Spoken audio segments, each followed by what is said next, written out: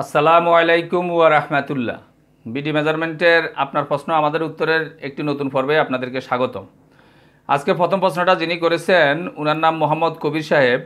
আপনি জানতে চেয়েছেন, স্যার আমাদের একটি জমি সিএস ফরসাতে 42%, কিন্তু ম্যাপে আছে 47% ও সরজমিনেও 47%। জমিটা বিক্রি করেছিল 42% ধরে, এক বাইয়ের অংশ 21 শতক।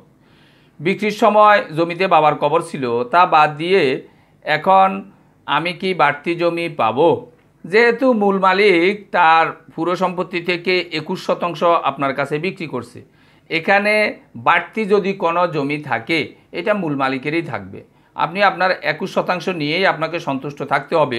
এক্ষেত্রে যদি 42%ই পুরাটা আপনার কাছে বিক্রি করত, সেই ক্ষেত্রে বাড়তিটার তো আর কোনো বাড়তি কাগজপত্র নাই, ও অন্য জায়গা থেকে এখানে আসি দাবিও করতে পারতো না।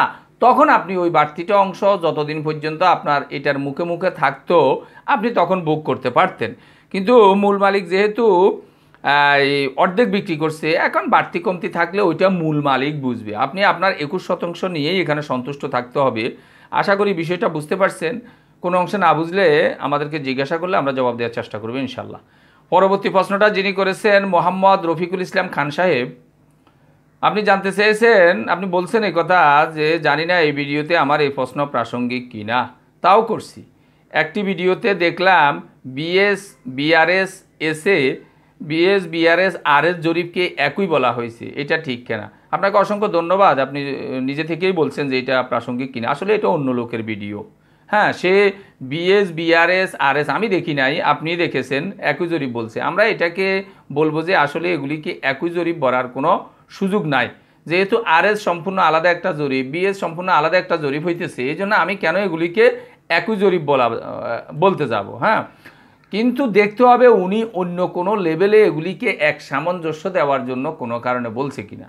যেমন যদি এরকম হয়, বলে আরএস জরিপটা যেরকম ফিল্ডে নেমে কাজ করেছে, আমাদের বিএস জরিপেও ওরকম ভালোভাবে ফিল্ডে নেমে কাজ করতেছে, এই জন্য এটা একই লেভেলে জরিপ, তাহলে ওই ভদ্রলোকের দোষও নাই। এরকম কোনো লেভেলে যদি হয়ে থাকে, কিন্তু বিএস যে কথা, বিএসের নকশা যে কথা, আরএসের নকশা ওই কথা যদি এই লেভেলের হয়, তাহলে অবশ্যই এটা ঠিক হবে না। আপনি এই বিষয়টা নিজে থেকে বলছেন। 2 নম্বর প্রশ্ন করেছেন, কোনো এলাকায় ডিসি অফিসের রেকর্ড রুমে কর্মচারীদের মতে তাদের কাছে এসএ ম্যাপ আছে, আরএস ম্যাপ নেই। হ্যাঁ, আর সেই এলাকায় এসএ আরএস খতিয়ান আছে, এরকম কি সম্ভব?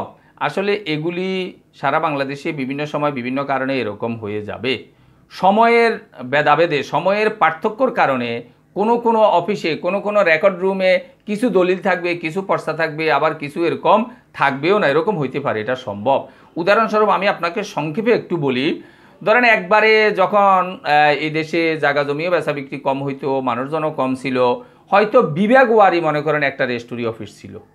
তো বিভাগওয়ারি যখন রেজিস্ট্রি অফিস, সারা বিভাগের কাগজপত্র, তখন ওখানে রেজিস্ট্রি করতে হলে আপনাকে এক ডিস্ট্রিক্ট থেকে আরেক ডিস্ট্রিক্টে যাইতে হবে। যখন কাগজের প্রশস্ততা বাড়ছে, ওই সালের পর থেকে নির্দিষ্ট একটা সময় আছে, এটা এলাকাভিত্তিক খোঁজ করে নিলেই আপনি জানতে পারবেন, হয়তো জেলাভিত্তিক রেজিস্ট্রি অফিস করে দিস। তখন যখন জেলা ভিত্তিক করে দিছে যেই সাল থেকে, ওই সাল থেকে তাদের ডকুমেন্টগুলো জেলাতে এখন লিপিবদ্ধ হইতেছে, তথ্যগুলো এখানে রাখতেছে। ওই যে পিছনে যেগুলি বিভাগ ভিত্তিক করছে, ওগুলি বিভাগীয় অফিসে ওখানে জমা আছে, ওগুলি আর জেলাতে পাঠাইয়া দেয় না। এখন বেশিরভাগ জায়গায় থানা পর্যায়ে এরকম রেজিস্ট্রি অফিসগুলো আছে, ওগুলি দেখা যায়। তো এখন যেই সালের পর থেকে থানা পর্যায়ে চলে গেছে, তখন ওই জেলা পর্যায়ে যেই সাল থেকে আসে, ওখানে জেলা পর্যায়ে আছে। পরবর্তী স্তরে যাইয়া থানা পর্যায়ে যখন থেকে আসে, তখন আপনি এগুলা থানাতে পাবেন।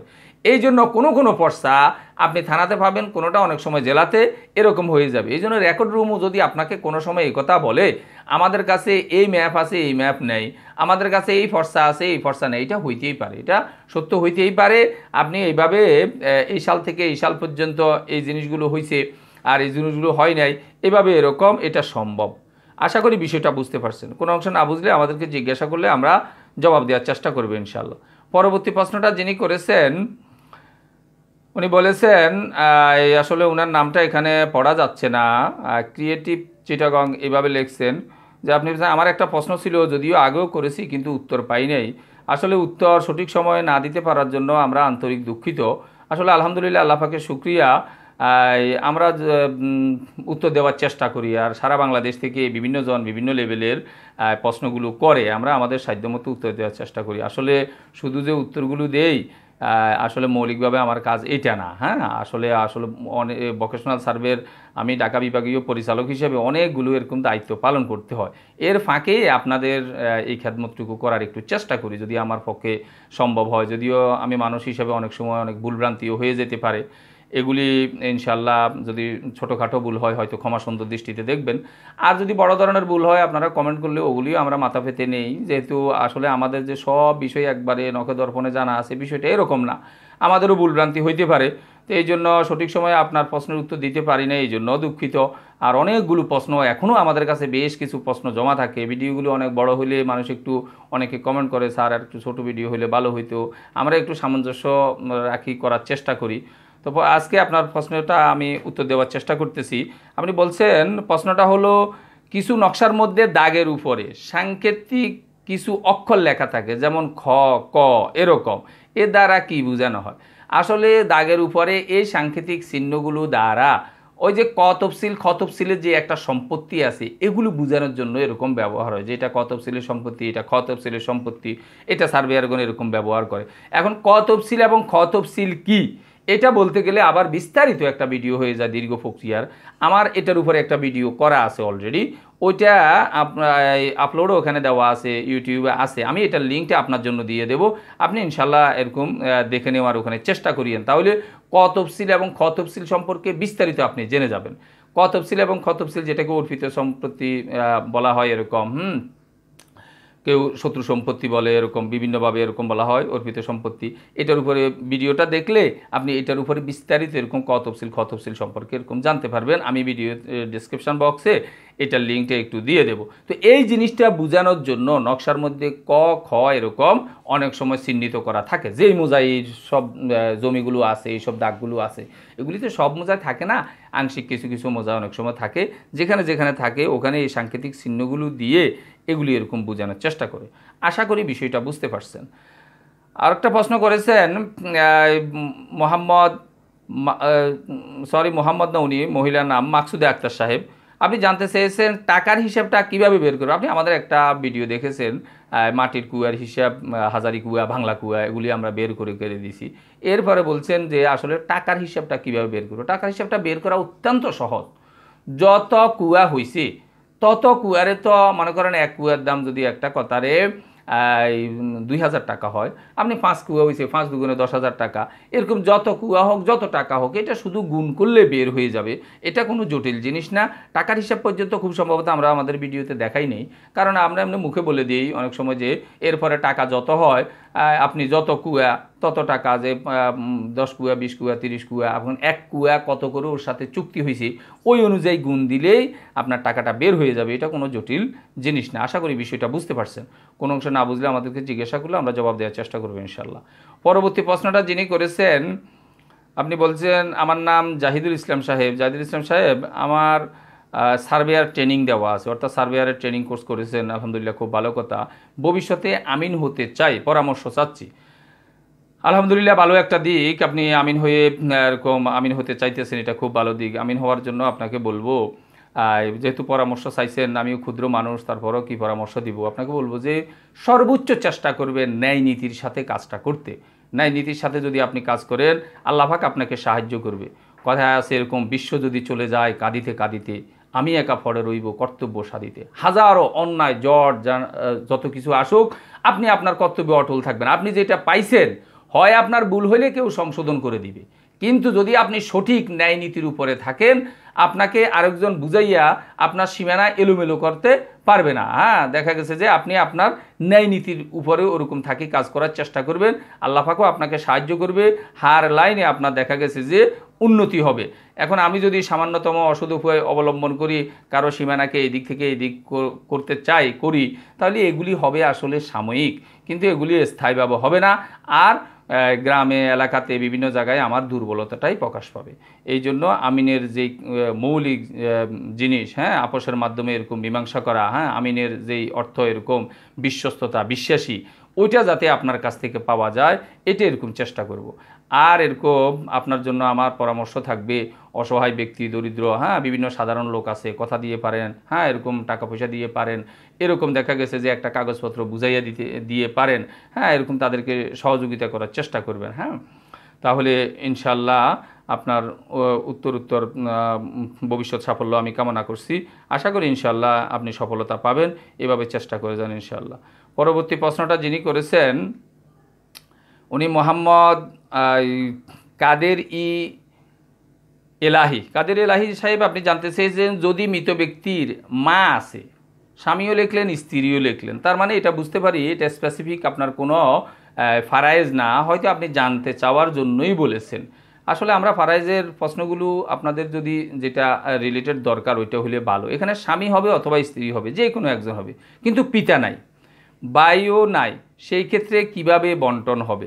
এখন আমরা এখানে দেখতেছি যে মা আছে, হয় স্বামী আছে অথবা স্ত্রী আছে। এখন যেভাবে বলছেন সন্তানের কথা আপনি কিছু বলেনই নাই, সন্তানও নাই, আপনি আমারে কে নাই ওগুলি আমরা ফারাইজের ক্ষেত্রে শুনতে চাই না।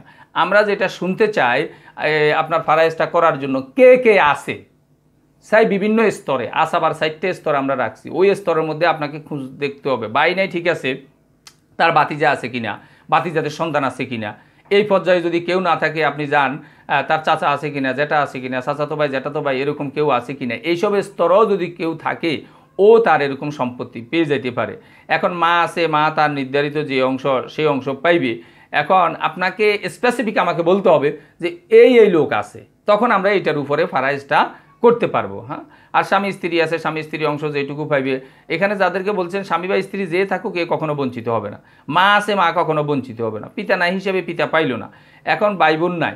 এখন আপনি যদি আমারে বলেন যে নাই নাই করতে করতে কোনো স্তরে কেউ নাই, তাইলে মা এবং স্ত্রীকে দেওয়ার পরে এগুলি আবার দেখা গেছে যে স্বামী স্ত্রীর বিভিন্ন আসলে অবস্থা আছে, তো স্বামী স্ত্রীর প্রতি রদ হয় না বিদায় স্বামী বা স্ত্রীর দিকে যাবে না, রদ হিসাবে আবার এক সময় এরকম দেখা গেছে যে মায়ের কাছে পুরো সম্পত্তিটা চলে আসবে। আপনার অবস্থায় যেটা আমি বুঝতেছি, স্বামী বা স্ত্রী তার অংশটা যেটুকু নেওয়ার পরে, হ্যাঁ, যেহেতু স্বামী আছে না স্ত্রী আছে, আপনি আলাদা করে বলেন নাই, সন্তান নাই বিদায় স্বামী থাকলে তখন স্বামী হইলে সে পাইতো এরকম অর্ধেক সম্পত্তি, আর স্ত্রী হইলে সন্তান যেহেতু নাই সে পাইতো এরকম 4/1 এখানে বাকিটা অন্য কেউ নাই করতে করতে করতে করতে একসময় মায়ের ফতিয়ে আবার পুরোটা অবশিষ্ট অংশটা এরকম রদ হয়ে যেত।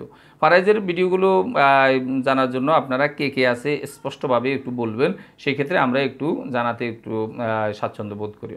পরবর্তী প্রশ্নটা যিনি করেছেন ওনার নাম মাসুম বিল্লাল সাহেব, আপনি জানতে চেয়েছেন স্যার আমাদের পূর্বপুরুষরা বেশিরভাগ জমি অক্ষ করে গেছেন, এখন আমরা এই দলিলপত্রগুলো কোথায় পাওয়া যাবে জানালে উপকৃত হব। যেই জমিগুলো অক্ষ করে গেছে কোন সালে করছে, এগুলি যদি রেজিস্ট্রি অফিসের মাধ্যমে করে থাকে তাহলে দেখা গেছে যে রেজিস্ট্রি অফিসে তালাশ করলে আপনি এগুলি পেয়ে যাবেন। আর যদি মৌখিকভাবে করে থাকে আসলে তো তখন তো এগুলি ধর্তব্য বিষয় হবে না। আপনার পূর্বপুরুষ অক্ষ করে গেছে বিভিন্ন জনকল্যাণমূলক প্রতিষ্ঠান, হইতে পারে মসজিদে, বিভিন্ন জায়গায়, ওগুলি যদি আপনারা দিয়ে দেন আলহামদুলিল্লাহ খুব ভালো। আর বলে না আমরা কোনো কারণে যদি মৌখিকভাবে দেয় দিবে না, সেই ক্ষেত্রে পূর্বপুরুষদের যেহেতু ওরা দলিল করে না দিলে তো কার্যকারী হবে না, আপনারা হয়তো কোনো কারণে এরকম ফিরাইয়া নিতে পারতেছেন, সেটা হলো এক জিনিস।